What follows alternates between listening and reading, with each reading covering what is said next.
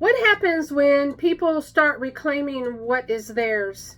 Some things change when people start reclaiming what's theirs. And I'm not talking about stealing someone else's possession or demanding that the world hand them a perfect life. I mean reclaiming the things that always belong to them, but they may have forgotten how to hold it. It could be their voice, their choices, their health, their knowledge, their creativity, their family story, the connection to land. But it also is their right to decide who they are and what kind of life they are going to build. For a long time, many of us have been taught to hand pieces of ourselves over to someone else. We hand over our health to professionals in the institutions. We hand our history over to the textbooks. Our confidence is in public opinion. Then we wonder why we feel so disconnected. We wonder why our lives sometimes feel like they belong to everybody else except us. Reclaiming begins when we recognize that we have been living as though someone else has the final authority over our life. That does not mean that we stop listening to wise people, though, or that we reject education, doctors, teachers, historians, spiritual leaders, or other experts. It means that we stop confusing guidance with ownership. There is a difference between allowing someone to help you and allowing them to define you. When people start reclaiming what is theirs, they begin taking responsibility for the differences. Responsibility matters because reclamation is not passive. You cannot reclaim your health while refusing to participate in your own healing. You cannot reclaim your voice while waiting for everyone else to approve what you have said. Reclaiming is not saying simply, "This is mine." It is saying, this is mine to tend to. That is where the power is. Your life is not only something that you possess, it is something that you are responsible to tend to. Your body is yours to tend. Your mind is yours. Your home, your relationship, your gifts, your history is all your responsibility to tend to. Tending something requires more than just claiming it. It requires attention, work, patience, the willingness to admit that we have neglected it. That can be uncomfortable. It is easier to say that we lost our voice because people silenced us than it is to admit that we eventually learned to silence ourselves. It is easier to say that nobody supported our dreams than it is to examine how often we abandoned those dreams before anyone else had the chance to do anything about it. That is not about blaming ourselves for everything that has happened. It's about recognizing where our power still lives. There are things that we cannot control. There are things that happen before we were born, structures, circumstances, and decisions made by other people that absolutely affect our lives. But even within that reality, we still have choices. We still have the ability to ask questions, learn, remember, create, and decide what happens next. Reclamation begins when we stop measuring our power only by what can control us outside of ourselves. The first thing that we can reclaim is our attention. We begin noticing where it goes. We notice how much time we have spent responding to other people's emergencies, expectations, opinions, and demands. We notice how quickly we reach for our phones before we even have time to hear our own thoughts. Attention is one of the most valuable things that we possess because whatever receives our attention begins to shape our lives. When we reclaim that attention, we begin choosing what gets to grow. Maybe we give more attention to our homes. Maybe we return to the garden. It can be that we start writing. Maybe we sit still long enough to recognize that we have been living according to an old belief that no longer belongs to us. That is how reclamation begins. Not with a grand announcement, but with small decisions to stop abandoning ourselves. Then we begin to reclaim our knowledge. For generations, ordinary people knew how to do things that many of us now consider specialized skills. They knew how to grow food, preserve it, mend clothing, care for common illnesses, build and repair things, prepare for harder seasons, and made use of what was available to them. They were not experts in every subject. They did not have access to every answer, but they possessed practical knowledge because their lives required participation.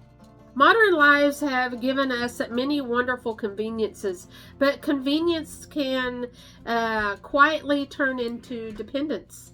As my son has said, convenience breeds reliance. Reliance breeds weakness without that convenience. We begin believing that everything must be purchased, prescribed, delivered, installed, or approved by somebody else.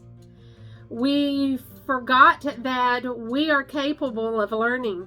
Reclaiming knowledge does not mean pretending we can do everything for ourselves. Heaven help us, performing our own dental surgery after watching 3 YouTube videos did not go as well as planned. Reclaiming knowledge means remembering that we are not helpless. We can learn how our body works. We can learn how food affects us. We can learn basic herbal remedies or how to prepare a meal from ingredients instead of packages. Every skill we recover expands our ability to participate in our own lives. And participation, it builds confidence. Real confidence is not loudly declaring that we can do anything. Real confidence comes from discovering that we can learn. It comes from trying, failing, adjusting, and then trying again. That kind of confidence cannot be handed to us through compliments. It is built through participation. We also can begin by reclaiming our health. It does not mean rejecting medical care or pretending every condition can be fixed with a cup of tea and a positive thought. It means remembering that healthcare and health aren't exactly the same. Healthcare is something we receive. Health is something we participate in every day. Many people have been taught to ignore their body until something goes wrong. We push through exhaustion, we silence discomfort, we treat sleep as a luxury and movement as a punishment. We wait for the body to scream because we have forgotten how to listen to its whispering. Reclaiming health, it means rebuilding a relationship. It means learning to notice the patterns, ask better questions, make small decisions before the body has to stage a full rebellion. That is not about becoming obsessed with perfect health. Perfection is just another way of giving your power away because it keeps you chasing a standard that does not exist. Reclamation is not perfection. It is participation. People also begin reclaiming their story. This can mean your family history, your personal history. It could be cultural history, or simply the truth about how you became who you are. When you do not know your story, somebody else is always willing to explain it to us. Have you ever noticed that? Reclaiming our story means asking questions. It means looking beyond the version that was just handed to us. It means understanding that history is not only made by institution. History is actually made in the kitchens, the gardens, the workshops, churches, the family gatherings, the quiet decisions. Ordinary people shape the world even when nobody bothered to write down their names. Reclaiming history means seeing people clearly enough to learn from them. Some were brave, some difficult, some made sacrifices, and some made terrible decisions. The point is not to create a pretty story. The point is to recover a fuller one. A fuller story gives us root. Root does not keep us stuck in the past. It helps us stand in the present. A tree is not limited by its roots. It is supported by them. The deeper the roots go, the more confident the tree can grow in new directions. The same is true for people. Knowing where you come from does not mean we must repeat everything that comes before us. It gives us the information to decide what deserves to continue and what should end with us. This is where reclaiming becomes generational. Once people begin reclaiming what was theirs, they stop passing down only warnings.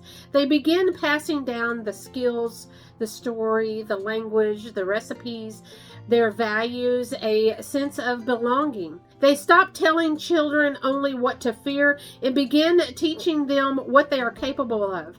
They stop saying, this is just the way their family is. And they start asking whether that way still serves anyone. Reclamation asks something from us, responsibility. It asks us to show up. It asks us to learn what we do not know, practice what we say we value, and care for what we claim. It asks us to become good stewards of our own lives. We belong to the conversations about our health. We belong in the telling of our own true history. We belong in the creation of our homes and our communities. We belong in our own lives. Something powerful happens when people remember that. They stop asking, who will let me? And they begin asking, what is mine to tend to? They stop waiting to be chosen and they begin choosing for themselves. They take responsibility for themselves again. And once people begin reclaiming what was theirs, they become harder to control through fear, shame, confusion, and dependence. Not because they refuse guidance, but because they understand that guidance does not require surrender. They become rooted, they become responsible, they become active participants in their own lives. And from there, they begin building something new. That is what happens when people start reclaiming what was theirs. If this resonates with you, let's continue the conversation in the comment section below. I will talk with you again soon, and until then, peace.